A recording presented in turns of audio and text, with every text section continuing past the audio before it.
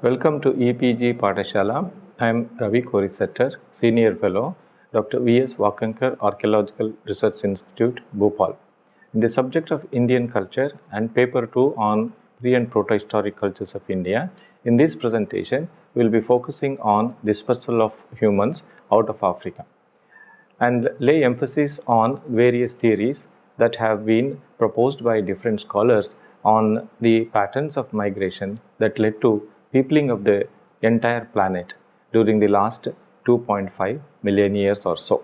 So we'll have to understand the concept behind the dispersal with respect to human expansion out of Africa.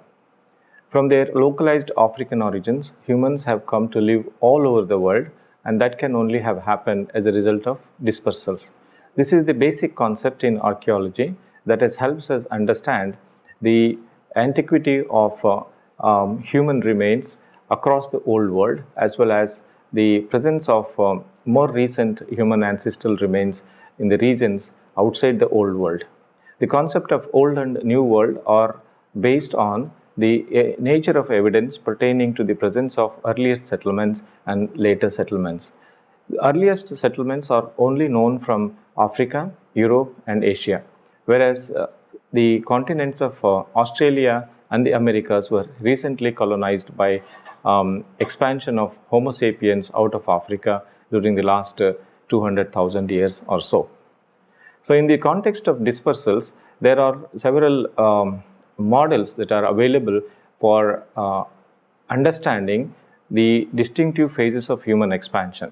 We briefly touched upon 3 or 4 models that already have been proposed by paleoanthropologists and archaeologists in terms of out of Africa 1, out of Africa 2, out of Africa 3, and out of Africa 4. There is some inconsistency in the way in which these out of Africa 1, 2, 3, and 4 have been described in literature. We will not go into the intricacies of these models and also the theory behind the models that are current in literature. Out of Africa expansions are also governed by the nature of evidence and the antiquity of evidence from different areas of the world. Current overwhelming evidence is in favor of expansion of post-erectus emergence as opposed to earlier pre-Homo expansion, based on lack of typical older one sites from outside of Africa. Reinvestigations at older sites and application of refined chronometric methods dating of lower Paleolithic and Homo fossils bearing localities outside of Africa in Europe, East and Southeast Asia have given rise to 2 conflicting schools of thought. 1, long chronology, and 2, short chronology. The concept of short and long chronology has also been extended to the recent African origins of modern humans and the peopling of the globe by modern humans. Growing body of multidisciplinary data from both early Homo and anatomically modern human sites in Europe and Asia, Arabia, and Indian subcontinent are now at the center of debate on hominin expansion. The long chronology and short chronology that is being debated in the context of both first expansion of Homo erectus out of Africa into Europe and India, and also in the context of expansion of anatomically modern humans out of Africa into Europe and the Indian subcontinent, are based on multidisciplinary data that have been obtained by the archaeologists working at a number of sites in Europe and Asia. As a result of these investigations, few sites have older dates and very few sites have younger dates. There are proponents of expansion out of Africa based on older dates, and they adhere to longer chronology. There are archaeologists who adhere to shorter chronology, base themselves on younger dates for the sites that have been reported from different parts of Europe and Asia. Dated evidence in favor of long chronology for both the major expansion events in human history are taken into account. In both the expansion events, the short chronology adherents consider the existence of older sites in the critical geographical area between the Caucasus and Mediterranean Levant as either intermittent occupations or as part of failed expansion events. Typotechnological variation in the lithic assemblages along the identified dispersal paths have been attributed to the founder effect. The eastern expansion of Homo sapiens is speculated to have taken place along the southern arc, which is popularly known as southern dispersal. Two distinct paths of dispersion suggested on archaeological and genetic evidence, one northern route and another coastal route. Either of these paths led modern humans to the northern shores of Australia and ocean crossing around Indonesia.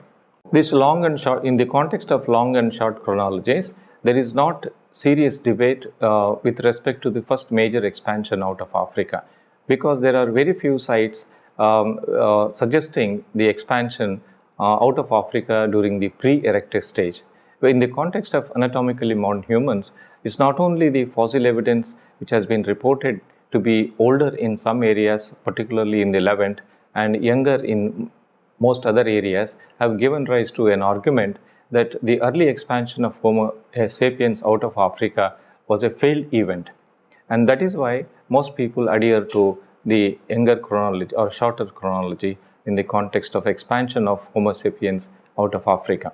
The critical geographical areas in the context of expansion of either anatomically ancients or anatomically moderns are those areas such as Caucasus and the Arabian Peninsula.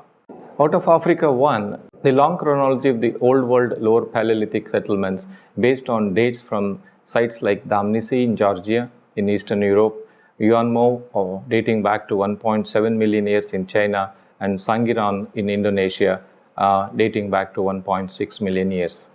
Iberian sites also suggest the existence of early Homo erectus, early Paleolithic sites dating back to the Lower Pleistocene, with sites like Font Nove 3, Barranco Leon D, and Cima del Elefante in the time range of 1 to 0.9 million years ago. Dates are synchronous with the Jaramillo magnetic chron. It is generally believed that in Europe, vast majority of sites are in the time range of less than 1 million years ago.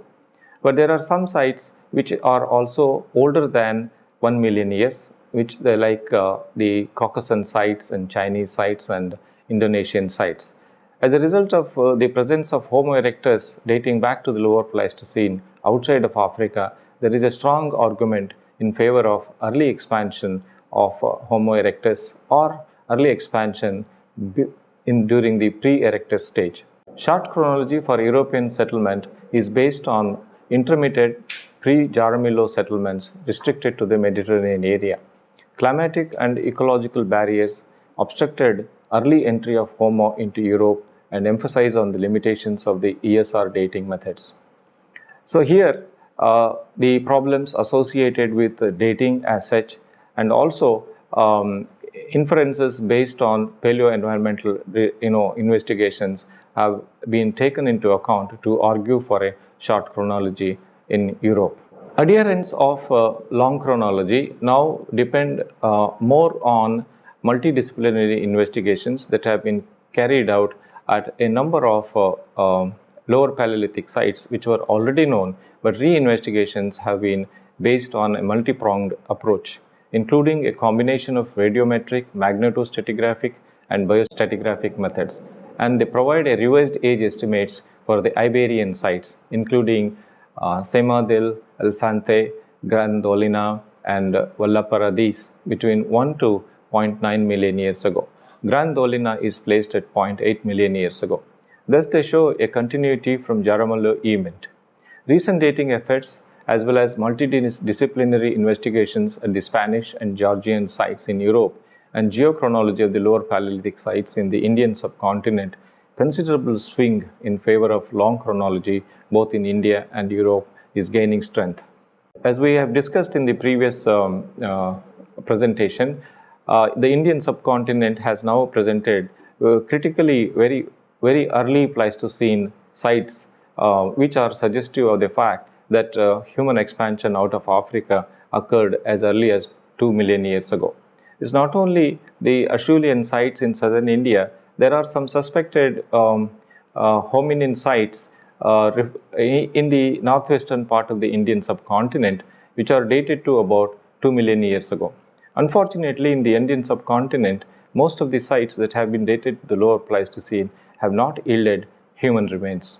Out of Africa too generally refers to expansion of anatomically modern humans out of Africa. Anatomically modern humans are otherwise known as Homo sapiens, and emergence of Homo sapiens is also placed at 200,000 years ago in Africa. During the next 100,000 years, anatomically modern human settlements began to spread across different parts of Africa. However, there are some sites in Israel where the evidence for anatomically modern human settlements have been dated to 1,25,000 years ago. But further expansion of anatomically modern humans from the Levant into either Europe or into Asia has not been documented as yet. In this context, archaeologists argue for this particular evidence of presence of anatomically modern humans to a failed event. So dispersal did not continue further. So out of Africa model emphasizes on understanding the origins of anatomically modern humans, modern human behavior, development of distinctive stone tool technology, with focus on the rise of radial core and Levallois core technology, crescentic backed blade technology, and projectile composite tools to Africa. The oldest ones have been traced to Africa. Debate now rests on the inconsistency in the multidisciplinary data, such as mitochondrial DNA and Y chromosome analysis of worldwide living populations and fossil hominins. B. Paleo-environmental, paleogeographical, and tectonic stability analysis of the regions occupied by the immigrant hominins, particularly along the suggested corridors of dispersal.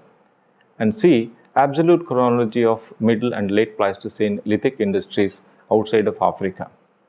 This out of Africa model excludes intermediate regions and the Far East continental areas from the ambit of dispersal and regional diversity of hominins.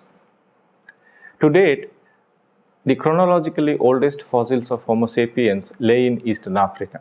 Africa is also the region of greatest diversity in mitochondrial DNA among living populations, indicating that the hotspot of modern human evolution lies here.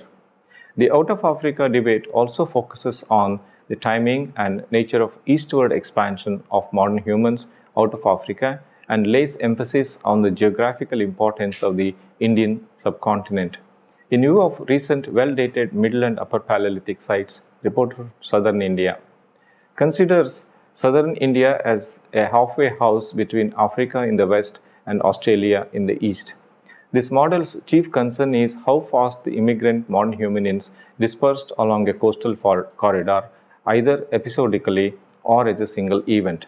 Both Arabian and Indian peninsulas have been considered gateways into Asia, especially in the southern dispersal model. One school advocates a single rapid dispersal event, the other school advocates multiple dispersal events. So, in the context of this dispersal out of Africa, the two distinctive geographical areas have now become a focus of attention of archaeologists, particularly the Indian subcontinent, which is considered at the crossroads of expansion out of Africa. Modern human expansion out of Africa began from Northeast Africa, and during the course of next 10,000 years or so, the modern human colonization of Australia occurred. The sites that have been known to represent modern human settlements in Australia now have been dated to around 60,000 years ago. In this particular context, the evidence from India and Arabia are very, very critical. Growing body of archaeological records from the Indian subcontinent and inland valleys of Arabia, Iran, and Afghanistan, the Middle and Upper Paleolithic periods impact on the timing of exit from Africa, necessitating emphasis on the Middle Paleolithic first model, and therefore the ongoing competition between Middle Paleolithic first and Upper Paleolithic first models is an ongoing debate. While some people argue that first human expansion out of Africa associated with Homo sapiens took place during the Middle Stone Age, whereas another school of thought suggests that this major expansion out of Africa coincides with the emergence of microlithic technology, and around 60,000 years this major expansion out of Africa occurred, leading to peopling of modern humans in Arabia and Indian subcontinent and further eastwards into Southeast Asia and Australia. Older dates for the microlithic settlements from central India is complementary to the microlithic first model and argue for a late entry of modern humans into India. Compromise in the route of dispersal out of Africa into South Asia and further east is also being suggested. Debate concerns with the attribution of capability as documented from the archaeological signatures to either Mode 3 Middle Paleolithic or Mode 4 Upper Paleolithic or Microlithic across the Old World coastline, especially the consistency, the suitability of the coastal regions and the consistency to exploit marine food resources employing composite tools.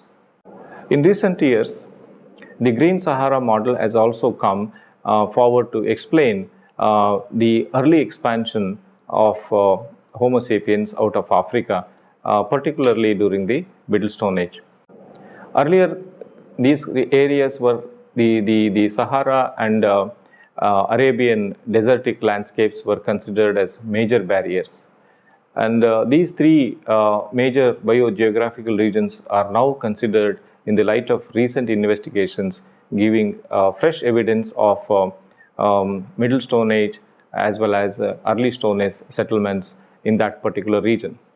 On the basis of excellent late Quaternary paleoclimate records and newly discovered Paleolithic sequences dating from the Lower Paleolithic has identified the existence of ecological corridors across the Sahara and perennial Paleolithic habitats supported by green biomass, that is Green Sahara and Green Arabia models.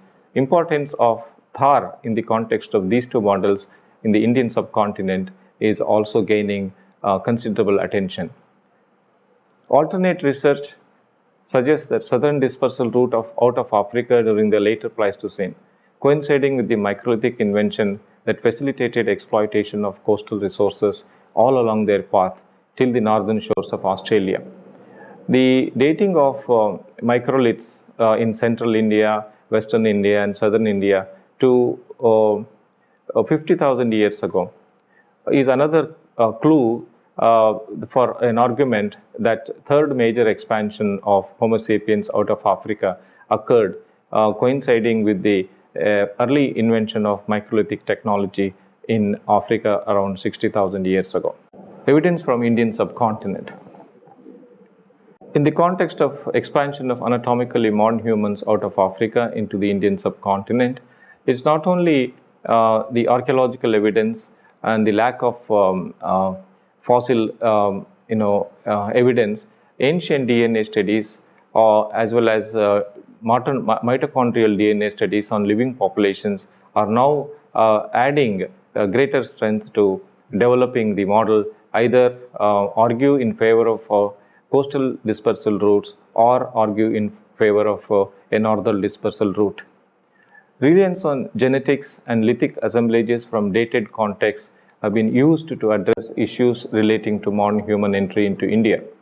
Genetic evidence indicates modern humans likely left Africa around 64 to 100,000 years ago, but wide range of different dates for first human entry into India are proposed by different genetic analysis.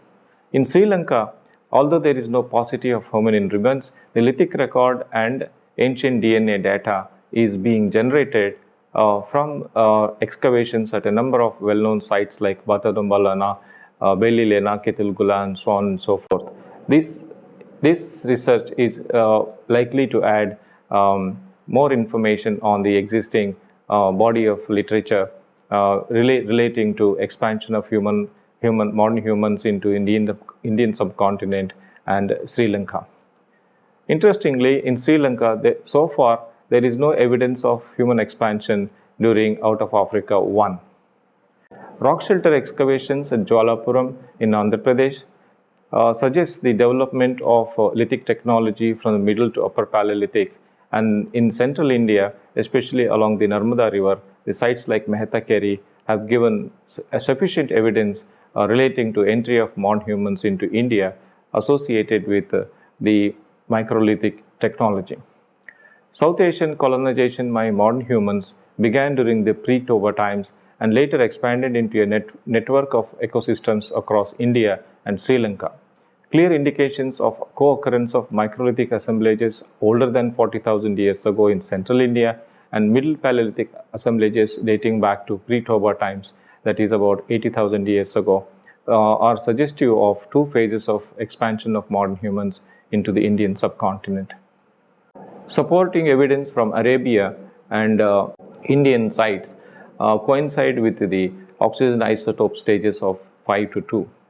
Scattered sites in India, Sri Lanka, such as Jwalapuram and Batadambalona, have early and secure dates older than 35,000 years for microliths of the Upper Paleolithic period, representing Mode 4 technology.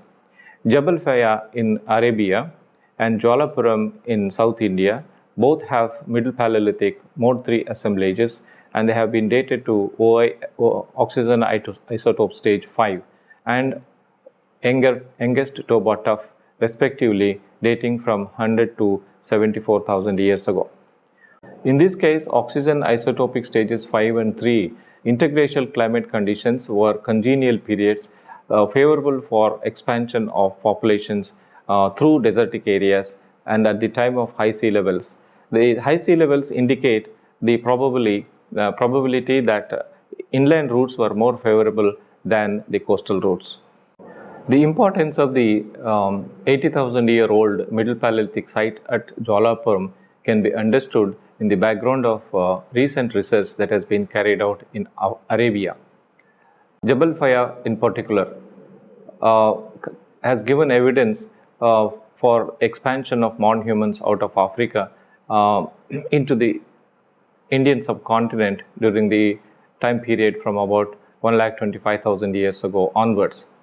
The Atarian and Nubian assemblages in North Africa and their occurrence in Arabia and beyond in the Indian subcontinent also indicates an early expansion of anatomically modern humans out of Africa through northern routes. Early presence of Atarian points in the Middle Paleolithic assemblages in India are of great relevance in tracing continental dispersal routes of early moderns into the Indian subcontinent. Different geographical areas, artifact variability has been noticed. This variation in lithic technology is explained as a product of influence of raw material showing patterning in space and time, and dispersed populations are adapted to changing environments. So timing of the arrival of anatomically modern humans into India is now based on the available geochronological dates.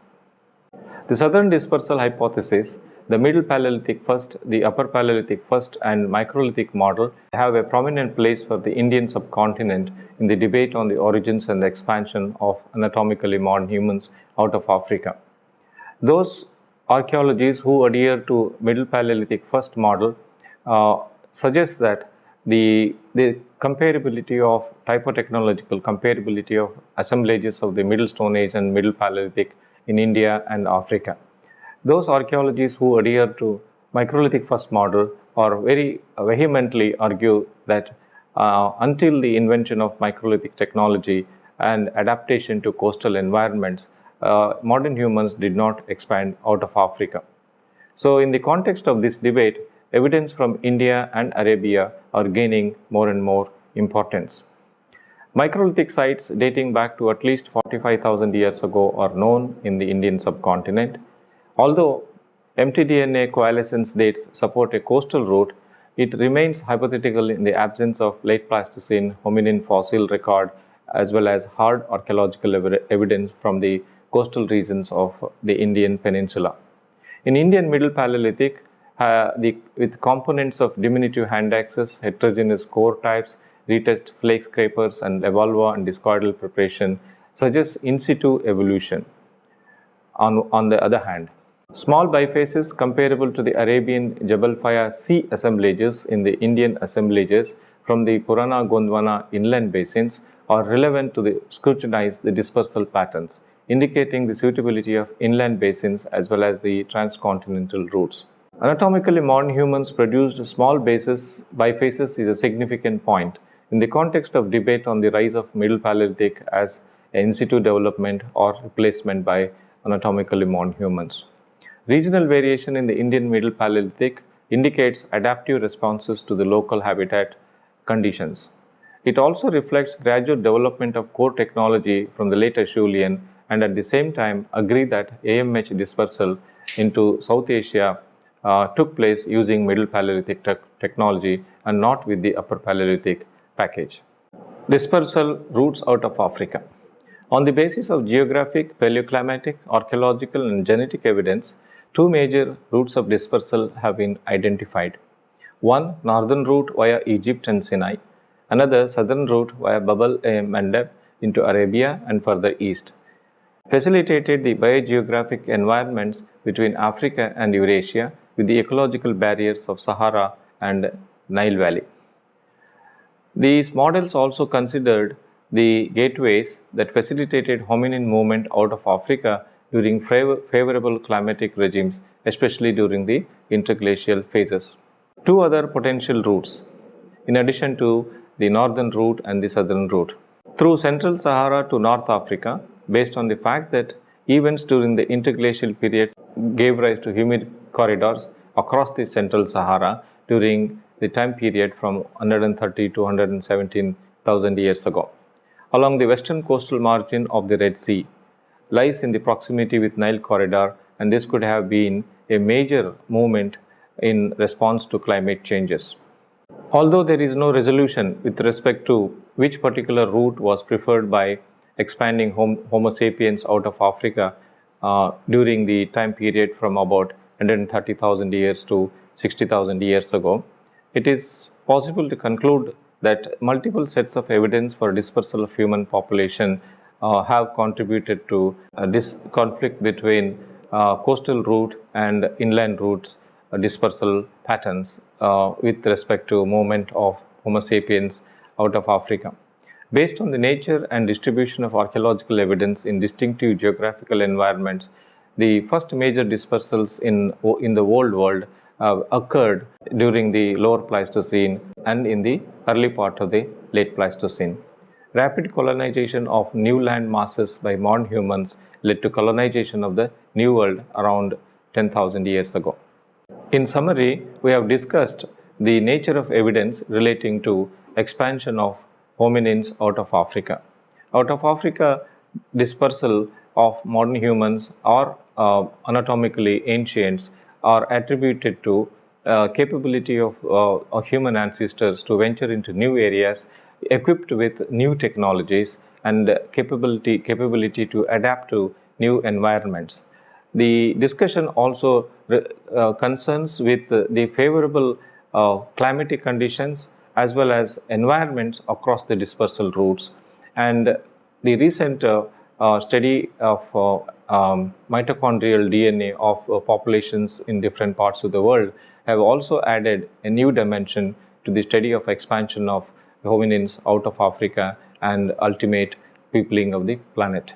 The archaeological evidence needs to be taken into account before dismissing either of these models from different parts of the old and new world. Thank you. For more details, please go through the e-text.